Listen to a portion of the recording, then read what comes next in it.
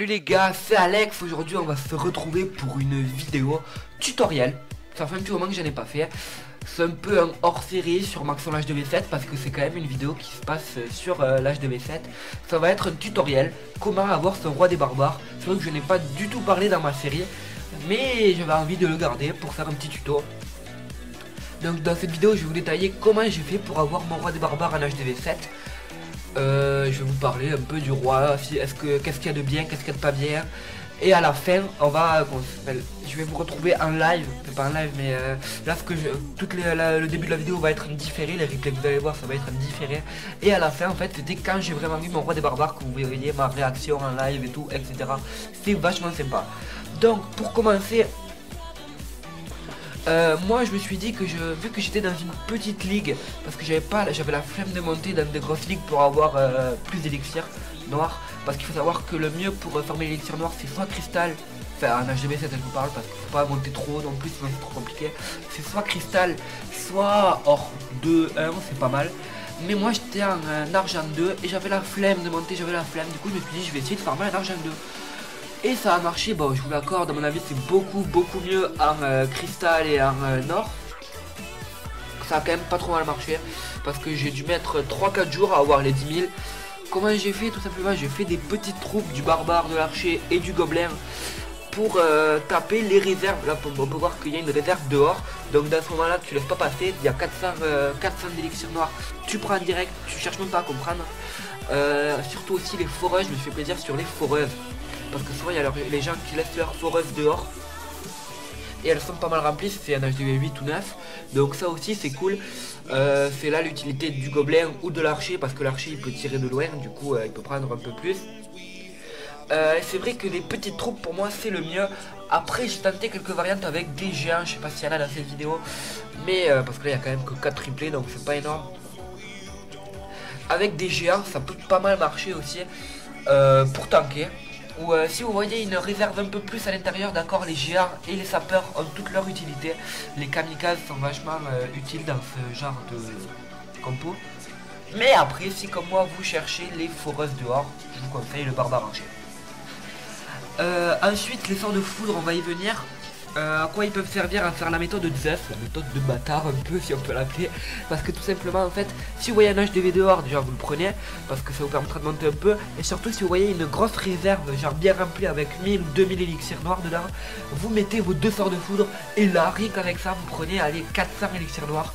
Et déjà 400 élixirs noirs ça paraît d'être rien, pas mal, ça paraît être rien, je sais pas comment on peut dire, mais ça reste énorme parce que c'est quand même rentable selon moi. Ensuite moi j'ai pas beaucoup utilisé cette technique de Zeus parce que j'avais ma usine à sort qui était en construction, fait en amélioration. Du coup j'ai pas trop pu l'utiliser, mais bon je vous conseille franchement de l'utiliser. Ensuite il y en a qui me diront ouais Alex tu prends pas beaucoup, tu prends que 500 par attaque, c'est pas énorme, t'as le temps avant d'y arriver. Eh ben moi je vous dis non, parce que moi j'attaque pas tout le temps avec toutes mes troupes et je prends 500 et j'essaie de mettre le moins de troupes possible en fait. Parce que tout simplement si vous faites une attaque à 2000 et que vous utilisez des grosses troupes, vous utilisez plein de troupes, d'accord vous êtes content, vous avez 2000. Mais moi toutes les 5-10 minutes j'attaque et je fais des 500. Et au bout d'un moment ça fait beaucoup quand même. Désolé si je parle du nez dans cette vidéo parce que je suis enrhumé, aucun rapport. Mais je vous parlais du rendement.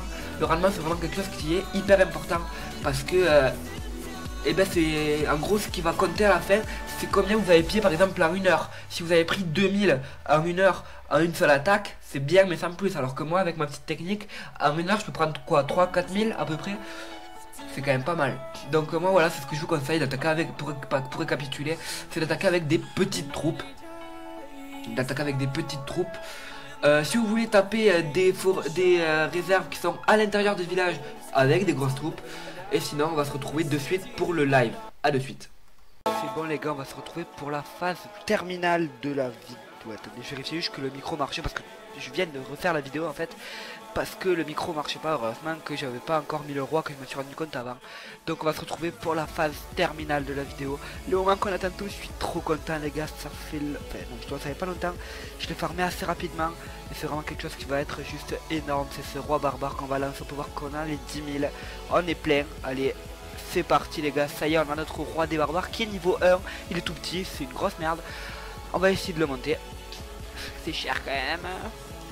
Mais on a déjà ce roi, c'est vraiment déjà quelque chose qui est énorme parce que les héros c'est vraiment quelque chose qu'on utilise à toutes les batailles. Ils sont là tout le temps pour se battre, c'est pas comme les troupes qui meurent comme des merdes. Eux c'est des tarés, ils se battent tout le temps. Et du coup on l'a, en plus il est balèze quand même le roi. Oh là on pèse, là on a la classe avec notre roi. Et voilà les gars, j'espère que cette vidéo vous aura plu. On va essayer de faire crier le roi. Est-ce que je peux vous mettre le son de jeu? Je sais pas si vous l'entendez. Attends, pas la musique, juste les effets. On va essayer de vous faire crier le roi. On va le mettre là. J'espère que vous entendez le son du jeu, sinon je ferai un peu d'aigle. Et on va vous faire crier le roi. C'est le cri de la victoire du roi. Oh, nickel. On le refait. Bon, il veut pas. Si, non, peut-être. Si, non. Ah, il veut pas. Oh, nickel. Bon voilà les gars, c'est la fin de cette vidéo. J'espère qu'elle vous aura plu. Si c'est le cas, n'hésitez pas à mettre un pouce en l'air, commenter, etc. Et sur ce, je vais laisser le mot de la fin au roi. Nickel. Allez, ciao.